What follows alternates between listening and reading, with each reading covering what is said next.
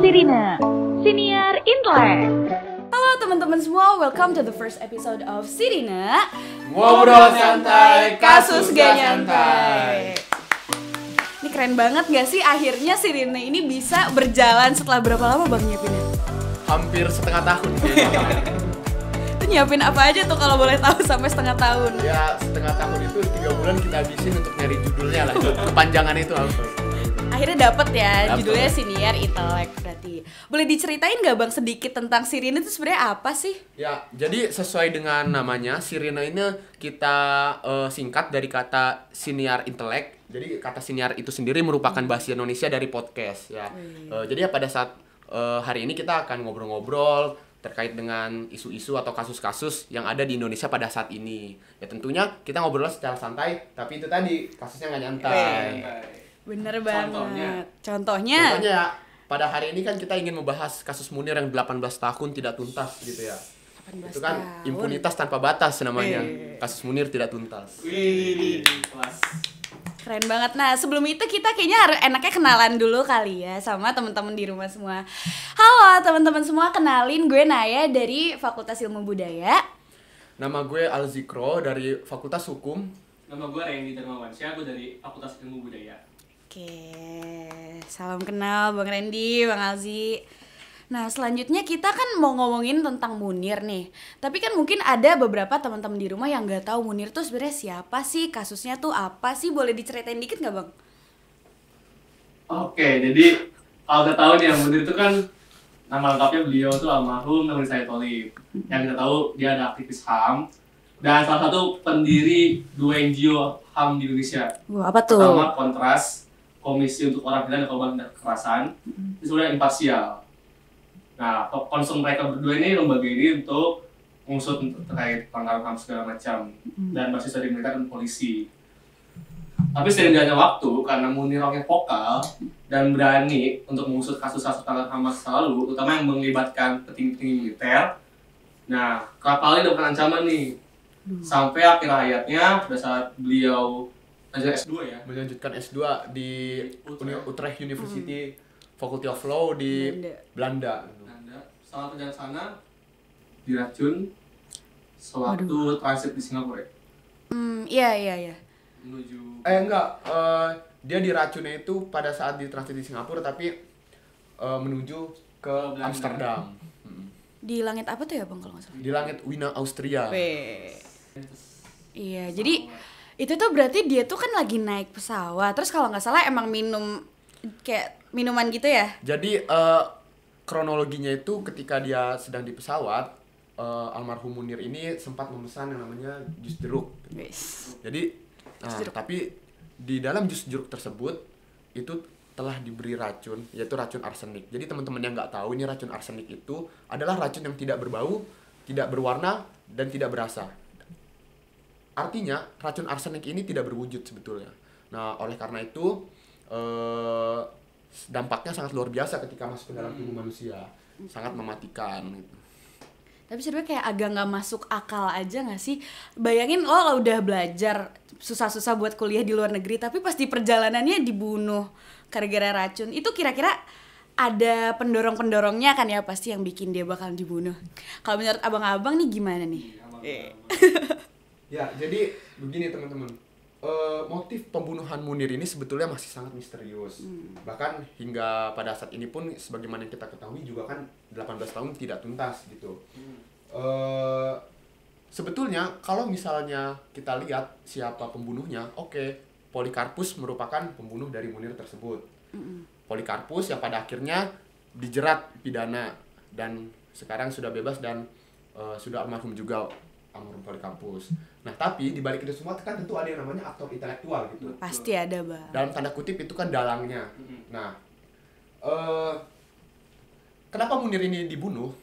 Ada dugaan bahwa Munir karena memegang data penting seputar pelanggaran hak asasi manusia. Seperti misalnya ada pembunuhan di Talang Sari tahun 1989 di Lampung. Nah, penculikan aktivis 1998, referendum Timur-Timur, hingga kampanye hitam pemilihan presiden tahun 2004. 2004 berarti masa transisi antara Megawati ke SBY ya? Betul.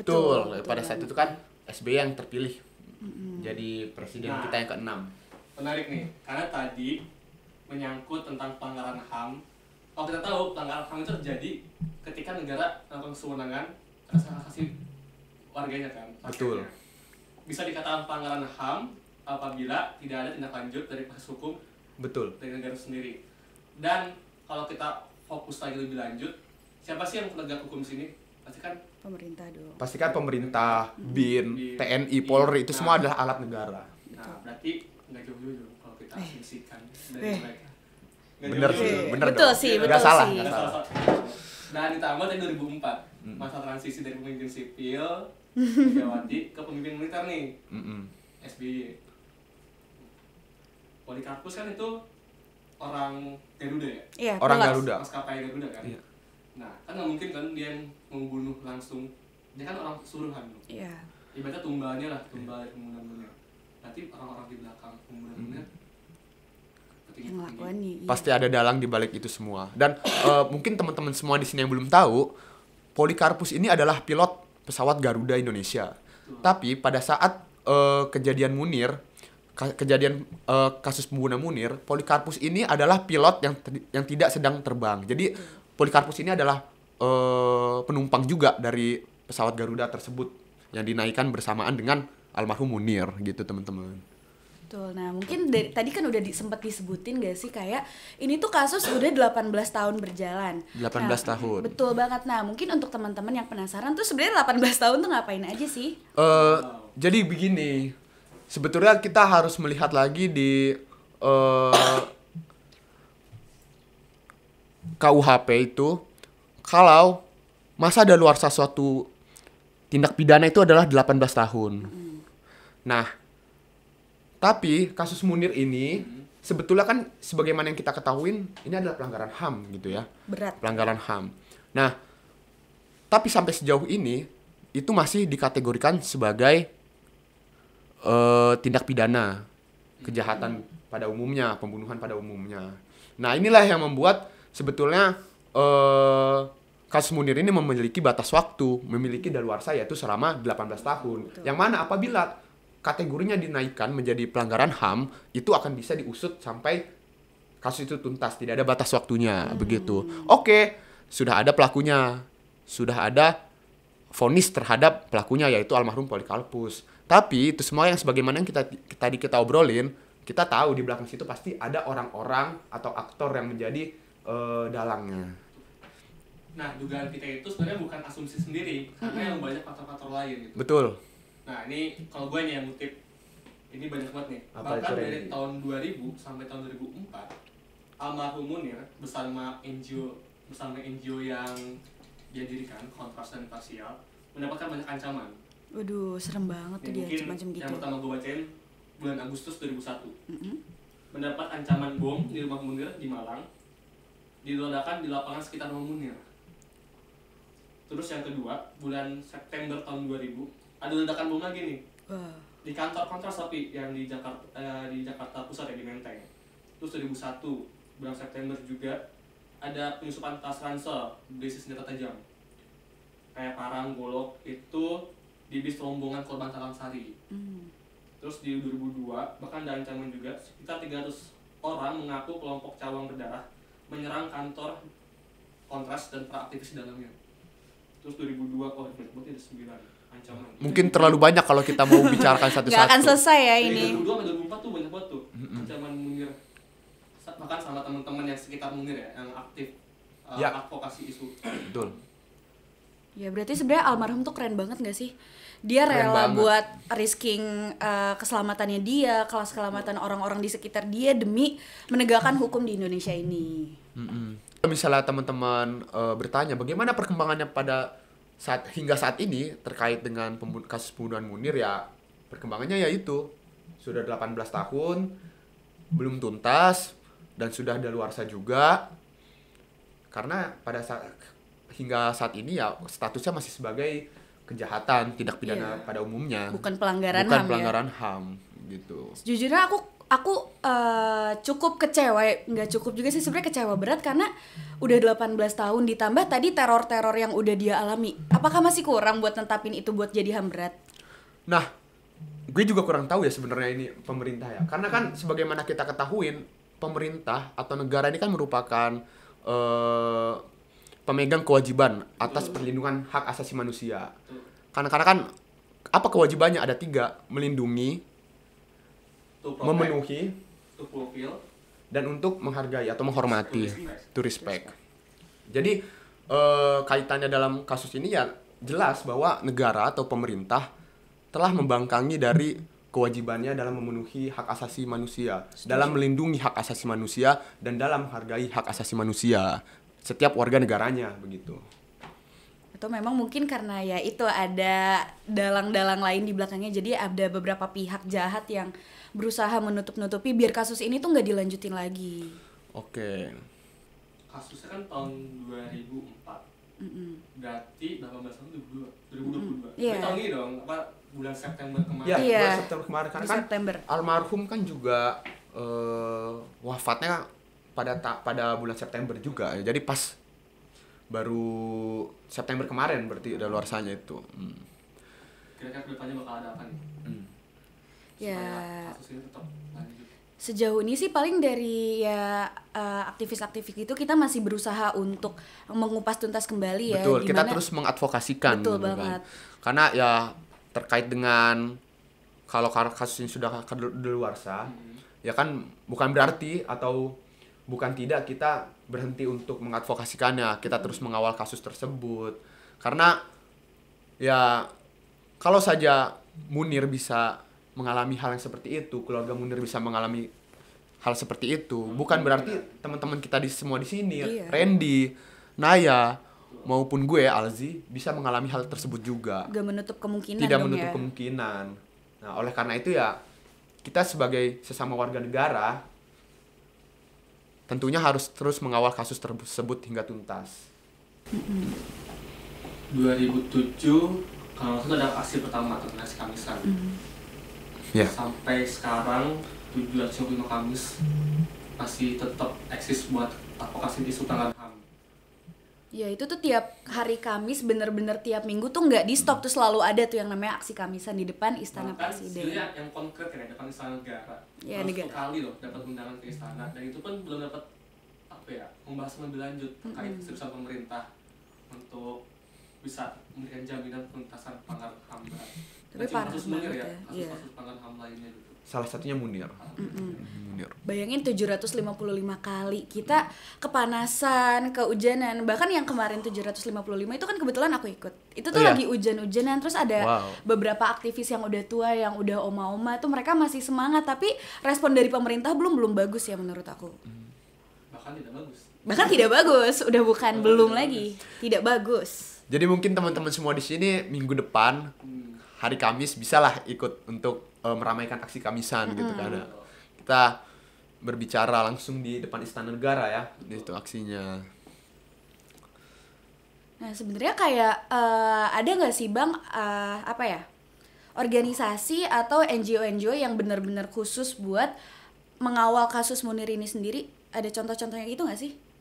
Kalau contoh kasus Munir ya, sebenarnya kan banyak teman-teman NGO HAM kayak Amnesty Indo, Kontras, Parsial, teman-teman LBH itu aktif buat advokasi isu ini. Nah mungkin ada yang nggak tahu nih sebenarnya NGO ini tuh apa dan ngapain aja sih tugas-tugasnya selain mengadvokasikan, terus kayak bikin poster-poster di sosial media tuh biasanya mereka ngapain aja tuh untuk mengawal kasus-kasus seperti ini? Sebenarnya banyak, salah satu kan ini Kontras ya. Tiap tahun teman-teman dari NGO Kontras tuh bikin laporan riset pelanggaran HAM berat masa lalu. Di situ banyak banget deh detail-detailnya tentang bagaimana perkembangannya, progresnya, terus juga bagaimana mereka cara mengadvokasikannya, mengkampanyekannya ke masyarakat lebih luas. Karena yang paling terpenting sekarang kita harus bisa memberikan ruang edukasi sih ke teman-teman, supaya juga teman-teman yang lain nggak terbatas di mahasiswa tapi juga umum bisa ikut aware, bisa ikut peduli sama beragam tindak kejahatan kemanusiaan ini kan. Selain daripada itu, kita juga BEM UI Tuh. merupakan salah satu unsur yang selalu terlibat dalam mengadvokasikan berbagai atau bahkan mungkin semua pelanggaran HAM yang ada di Indonesia yang belum tuntas gitu. Ya dalam konteks ini kita terkait kasus Munir gitu. Ya jadi kan kalau kita itu kan pasti kan bikin propaganda, Betul. bikin kajian. Jadi kalau misalnya Sampai turun aksi kan jelas. kita selalu turun biasanya. Jadi kalau misalnya di BEM UI itu kan terkait dengan kecerdasan dan lain sebagainya itu ada di kajian. Jadi di propaganda kita memberikan seruan aksi, propaganda udara maupun darat yang tujuannya untuk memengaruhi orang-orang di luar sana, masyarakat untuk saling bahu-membahu concern terhadap kasus pelanggaran HAM berat begitu. Apalagi kalau BEM UI kan kita banyak main di sosial media, jadi Betul emang itu banget. tuh bisa lebih nge-reach banyak orang banget gak sih? Nge-reach banyak orang dan ya semua lapisan masyarakat Iya. dari tua sampai yang muda gitu. Dan Cocok. kita harap bakalan terus selalu ada ya, terus selalu maju. Dan aku harap sih teman-teman di rumah juga Ya. bisa selalu menantikan pesan-pesan baru dari BEM UI. Nah sebenarnya ngapain sih kita mengkampanyekan, mengadvokasikan isu-isu tentang pelanggaran HAM dan lain-lain? Sebenarnya kalau menurut gue ya, satu yang paling utama kita harus bisa menangkan kontestasi narasi. Iya. Betul. Nah, karena pemerintah pun masih gencar mengeluarkan narasi yang berpihak pada mereka. Betul. Itu propaganda mereka. Propaganda mereka. Betul. Nah, kita hadir supaya kita bisa menentang, bisa memberikan apa ya? lawan. Perspektif Insight-insight baru, Perspektif iya. baru. Jangan sampai masyarakat justru Terdoktrin. sama propaganda yang dikeluarkan pemerintah. Iya. Jadi ibaratnya kita ini counternya lah. Iya. Karena kan hidup ini ada hitam, ada putih. Nah, kita putihnya kan. Kita putihnya. Kita putihnya. Oke, nah mungkin harapan kalian untuk kasus ini ke depannya tuh apa sih? Dan Randy coba. Boleh deh dari Bang Randy. Harapannya, kalau nggak salah kan sekarang ada ini ya, pemerintah melakukan PHAM di independen, cuma non judicial. Mungkin nanti lo bisa bantu jelasin nih. Waduh. Dari perspektif hukum. Nah, yang paling penting harapannya pemerintah bisa lebih apa ya, peduli sama terkait ragam kejahatan kemanusiaan. Apalagi akhirnya juga banyak kan ya, tragedi kanjuruhan dan polisi tembak polisi. Iya, Tuh, itu kan polisi tembak polisi. bintang 2. Nah, yang kayak gitu-gitu kan mungkin orang ngeliatnya kayak, oh ya udah nanti disetuntas pelaku di penjara kelar. Tapi ada tanggung jawab moral dalamnya gitu. Lu sebagai manusia sama manusia bisa manusiakan manusia. Jadi yang paling penting bagaimana lu bisa menghargai orang lain, bisa bagaimana lu memberikan ruang yang benar-benar sesuai sama kodrat yang ada manusia. Jangan Betul. sampai lu ngerasa lu punya jabatan, lu sebagai tinggi atau sebagai apa yang punya kuasa, lu bisa semena-mena sama rakyatnya. Ya. Itu sih. Kalau Bang Alzi gimana?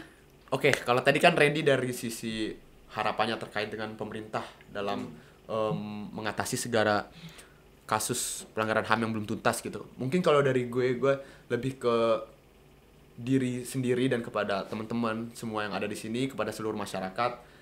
Gue berharap marilah kita selalu concern, selalu peduli terhadap kasus-kasus yang ada di sekitar kita. Dalam konteks ini kasus almarhum Munir gitu. Setiap ada informasi yang masuk ke kita, coba kita telaah baik-baik. Nah, kalau ada propaganda yang dibikin oleh pemerintah, coba kita telaah baik-baik. Nah, itu semua kan merupakan upaya untuk kita bisa menyaring berita-berita yang masuk terhadap diri kita. Terus juga kita jangan lupa untuk selalu mengadvokasikan, selalu mengawal, dan selalu mempropagandakannya juga jika perlu. Karena keluarga korban saja sampai sekarang masih punya harapan untuk bisa kasus-kasus tersebut tuntas. Kita sebagai orang sesama warga negara juga tentunya memiliki rasa tersebut gitu. Ya, semestinya seperti itu gitu. Dan gue juga berharap ya kita semua di sini mendoakan untuk korban-korban yang telah wafat, terkhususnya juga almarhum Munir, dan selalu berdoa semoga kedepannya Indonesia lebih baik lagi. Oke. Nah, mungkin kalau dari aku, harapan aku tuh pertama untuk ke semua aktivis yang masih semangat untuk memperjuangkan semua keadilan yang ada di Indonesia, karena meskipun ada contoh kasus pembunuhan seperti ini tuh masih ada nggak sih Bang, berarti kemungkinan kasus seperti ini terulang lagi? Bisa, Iya. ada kemungkinan. Bahkan bisa kemungkinan terhadap diri kita masing-masing. Nah, iya. Dan teman-teman semua yang nonton ini juga ada kemungkinan tersebut. Nah iya, dan aku takutnya karena ketakutan ini banyak orang yang sebenarnya tuh masih semangat untuk memperjuangkan keadilan, cuma karena ada ancaman-ancaman kayak gini tuh semangat mereka teredam lagi. Dan aku harap sih untuk pemerintah ya, kembali lagi kita kan sama-sama manusia, kita tuh sama-sama manusia yang memiliki hak asasi. Ya kan, hak asasi manusia itu sendiri emang hak yang udah kita dapat sejak lahir hingga kita meninggal nanti. Jadi ya tolonglah hatinya diperlembut dikit, matanya dibuka lagi. Karena ya sebenarnya nggak cuma kita aja yang bisa kena kasus kayak gini, dari mereka pun bisa juga kena lagi nggak sih? Bisa. Iya, jadi ya tolonglah dibuka mata hatinya, tolonglah segera bertaubat. Amin. Ya. Sebenarnya banyak tuh teman-teman, mungkin kalau kita berkaca pada almarhum Munir, semangat dia untuk mengadvokasikan isu-isu pelanggaran HAM, tadi kemanusiaan segala macem, yang benar-benar beliau tuh orang sederhana kan. Ya. Bahkan foto yang ikonik tuh yang naik motor. Iya. Helmnya agak ngangkat Nah, dikit, warna hitam ya helmnya. Respect Pakai jaket kulit hitam. Nah itu, wow, itu sederhana banget. Dan arti seorang aktivis yang setiap hari bersinggungan dengan masyarakat, bersinggungan dengan isu-isu kemanusiaan, dia bisa tetap dengan berani untuk terus maju. Ada hal ini ya, teman-teman tuh ngerasa kadang gue pengen nih udah kuliah, turun demo, turun aksi. Kadang itu jadi redup semangatnya karena dia ngeliat gue takutnya ditangkap, gue takutnya. Ya, iya ada sih. kekhawatiran dan ketakutan Itu. terhadap Pasti ada masing-masing setiap orang ya. kayak gitu. Nah, ini sih cara gimana sih kita bisa yakinin mereka supaya terus pantang menyalahkan suara-suara kebenaran yang sebenarnya tuh mereka tahu. Kadang banyak orang tuh, gue tahu ini salah, cuma kadang setelah mikir-mikir lagi, kalau gue nanti vokal takutnya gue diapain. Bahkan di kampus sendiri pun kalau lu vokal, kadang nanti malah dapat ancaman akan diluluskan, kayak urusan DO, nilai DO, jelek. iya. Nah itu kan dari hal-hal kecil itu justru nanti malah jadi keterusan lah. Bahkan di UI sendiri pun ada ya, terus pembunuhan Waduh. 7 tahun. Di danau. Cuma ya kalau bukan kita siapa lagi nggak sih yang berjuangin kayak gini? Ya lu Lah, masa sendiri ya, kita harus bareng-bareng lah. Ya, Berat mungkin memang. ya memang berat sih.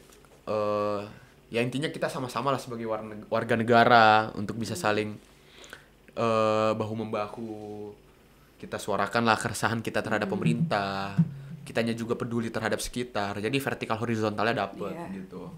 Oke, mungkin udah cukup kali Udah ya. cukup kali ya. Semoga informasi-informasi yang kita sampaikan tadi tuh bisa meresap ke hati dan juga jiwa teman-teman semua, dan bisa membantu kita semua, membantu seluruh manusia yang ada di dunia ini untuk mengadvokasikan isu-isu hak asasi manusia. Teman-teman semua yang di rumah, pada penasaran gak sama episode 2? Apa tuh? Apaan Tunggu tuh? aja. Apaan tuh? Ya tunggu aja. Saksikan kelanjutan episode 2 dari Sirine. Siniar Intelek, ngobrol santai, Kasus gak nyata. Sirine, Siniar Intelek.